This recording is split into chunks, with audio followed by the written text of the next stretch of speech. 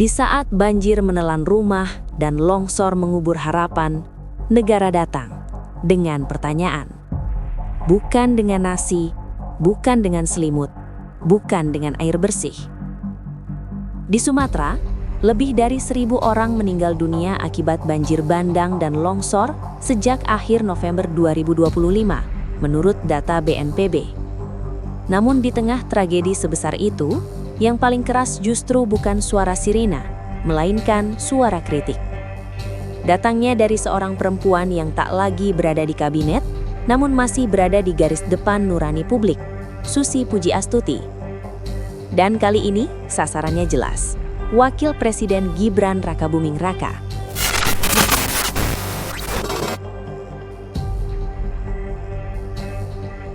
Ganti narasi negara hadir dengan nasi Padang. Kalimat itu bukan sekadar sindiran, itu vonis moral. Dalam satu cuitan di X, Kamis 18 Desember 2025, Susi merobek selubung bahasa resmi negara.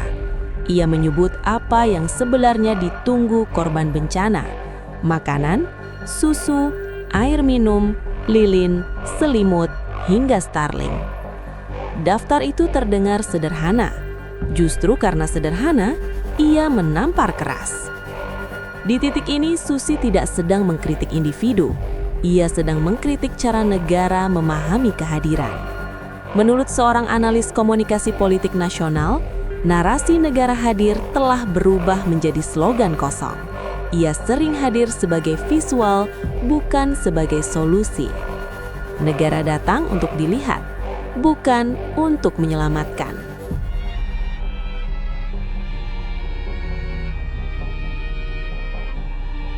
Rabu, 17 Desember 2025. Posko Pengungsian BLK Blangkejeren, Gayo Luwes, Aceh. Di hadapan tenda pengungsian, Wakil Presiden Republik Indonesia berdiri.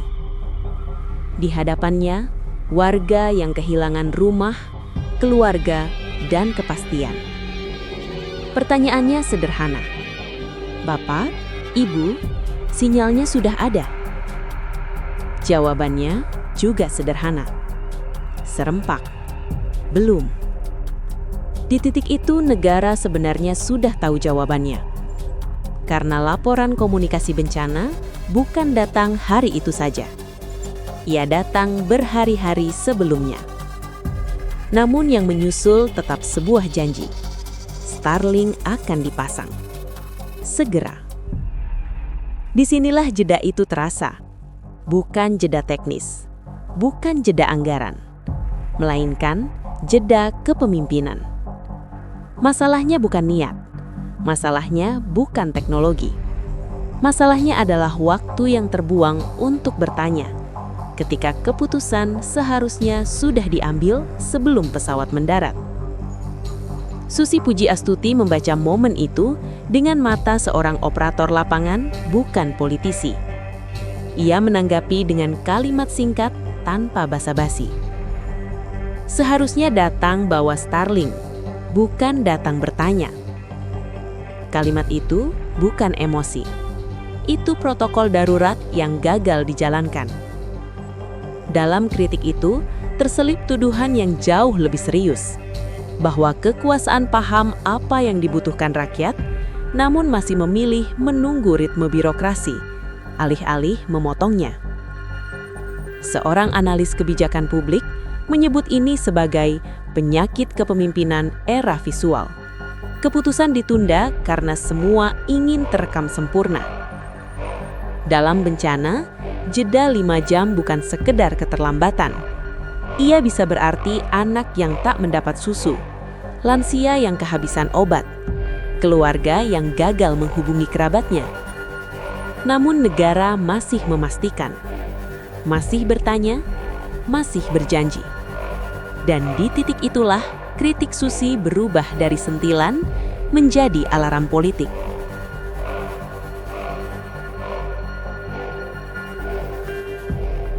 Kunjungan pejabat sering dibingkai sebagai empati.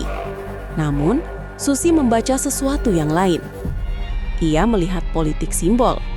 Negara hadir sebagai citra, pejabat hadir sebagai pesan. Tapi logistik tertinggal di belakang. Ketika akun resmi Partai Gerindra menggaungkan narasi negara hadir, Susi membalas bukan dengan jargon, melainkan dengan daftar kebutuhan. Seorang analis politik nasional menilai, ini benturan dua dunia, dunia komunikasi politik dan dunia krisis kemanusiaan. Yang satu hidup dari narasi, yang lain hidup dari kecepatan. Dan dalam benturan itu, rakyat selalu kalah.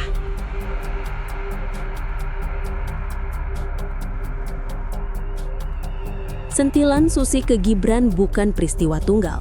Ia bagian dari pola kritik yang lebih besar. Ketika Presiden Prabowo berbicara tentang perluasan sawit, bahkan di Papua, Susi menulis, "Saya bersedih, Pak Presiden." Sedih karena banjir, longsor, kayu gelondongan, semuanya berasal dari satu sumber yang sama, kerusakan ekologis yang dilegalkan. Menurut Susi, tak relevan lagi bicara legal atau ilegal jika ujungnya adalah kematian rakyat. Seorang ekonom politik lingkungan menegaskan, pendapatan dari sawit dan tambang sering terlihat besar di APBN, tapi biaya bencananya tidak pernah dihitung secara jujur. Negara untung di atas kertas, rakyat rugi di kuburan.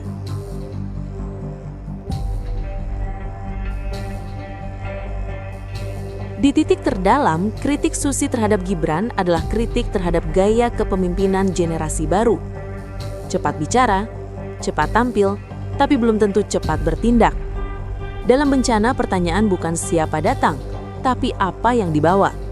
Bukan siapa yang berjanji, tapi siapa yang mengeksekusi.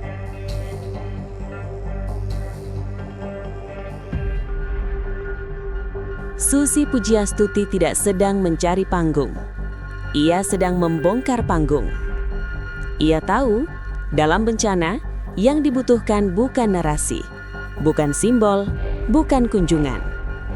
Yang dibutuhkan adalah keputusan yang tidak menunggu izin kamera. Karena bagi korban banjir di Sumatera, negara tidak perlu hadir dalam pidato.